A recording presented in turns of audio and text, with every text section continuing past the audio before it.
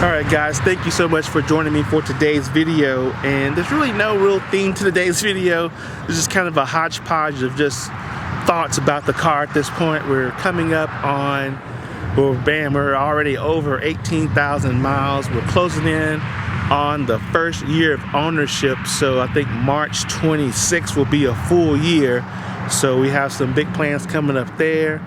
And just kind of more, again, just more general thoughts about the car at this point in mileage. A few things I've noticed at this point, and yeah, let's jump into today's video. All right, so it's been a little while since we've done a mileage update, but we're at 18,329 miles. So we're getting very close for that second servicing for the car at 20,000 miles, and so the car is starting to provide some warning there about the upcoming service. So let's just talk about a few things about the car today. One thing I want to mention is just kind of like the paddle shifter. I just wish the paddle shifter was a little taller in some situations. Not that you need like Lamborghini, Ferrari type, you know, the long type of paddle shifters, but it would just be nice to have a little bit longer paddle shifters in the car. They just seem to kind of just barely just peek above the steering wheel. Not a deal breaker by no means, but just something that would be nice to have, or an option to have. I kind of want to compare to see what the S-Line and the RS cars have for paddle shifters. That would be cool to have an option if they have a slightly different paddle shifter. Definitely want to check in on that. Throughout out the car, I mean, everything's going pretty well. I mean, there's no real issues with the car. One kind of cool thing to help for cleaning is that these little mats that you get in the car, so you have one there. There's another one that's going to be here within the cup holder itself, this little mat. And then the same little mat here for the inside of the car, for this inside, you know, cargo compartment, little cubby hole area. They're all removable, so you can definitely take those out and make those easier to clean. So that's definitely a good thing. I always forget about this little storage area on this side. This is where, in most cases, I keep the manual over here. This is a little deep, but here we go. It'll come out. All right. So keep the manual on this side rather than have it in the glove box. So it's a pretty deep storage there. So kind of forget about that. And definitely if you happen to leave that open and kind of hit your knee on that, it's definitely not very, doesn't feel good, quite painful. So as I talked about in the last video, just kind of having the driver assistance stalk kind of down here, you know, takes a little bit getting used to, and a little bit, I mean, once you are aware that the stalk is going to be in that area, it shouldn't be a big deal. It just takes a little bit more focus because it's not directly on the steering wheel like the Subaru models or some of the other vehicles with driver assistance. So once you get used to it, definitely makes, you know, total sense. So just kind of go through the settings at this point. So to set driver assistance, you'd want to just press that button, and that will engage driver assistance and sets at the speed that you're currently going. If you're not moving, then the minimum would be 20 miles an hour. To increase the speed, then you would go up, and then you would come down. There's a little red tab that basically correlates to that on the mile per hour gauge in the virtual cockpit. So that little red kind of arrow kind of corresponds to your up and down that you make on your driver assistance stalk there.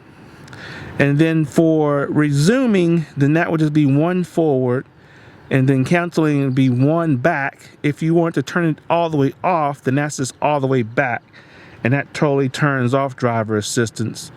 But just in that position, it's going to be kind of in that on position, and then you can come forward for resume, back once to cancel.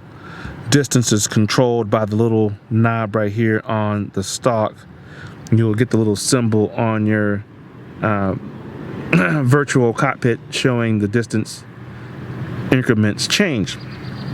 So all in all, we're coming close to a year with the car, and definitely have no complaints with the car.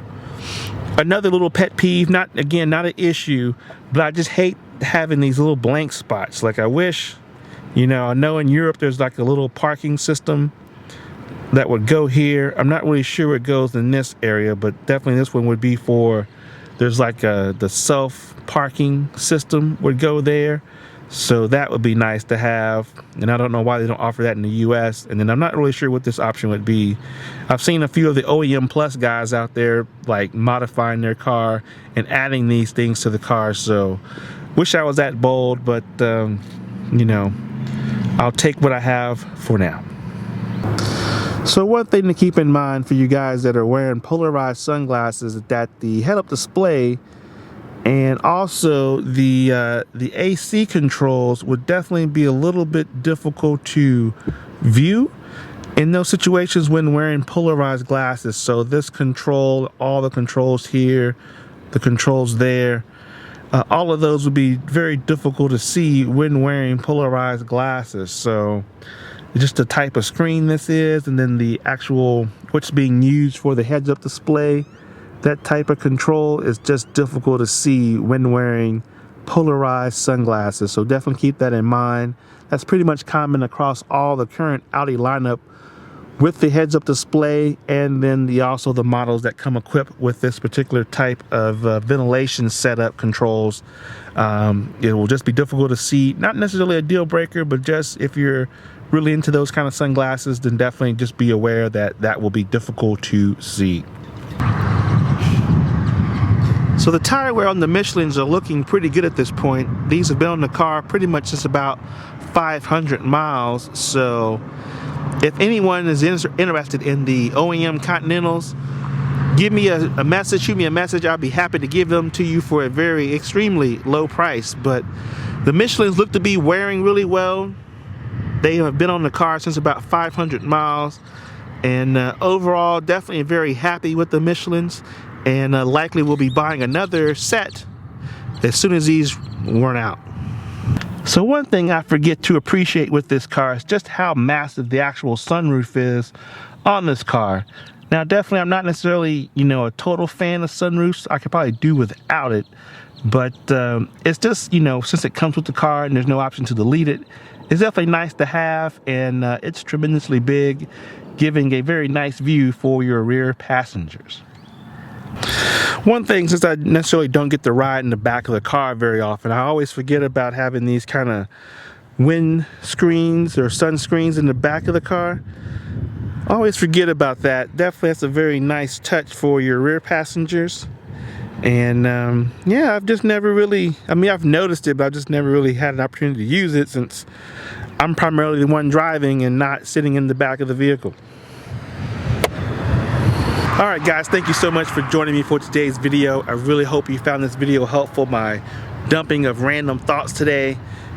If you have, please consider giving the video a like, and also please consider subscribing. I would really appreciate it, and thank you to all you guys that have already subscribed.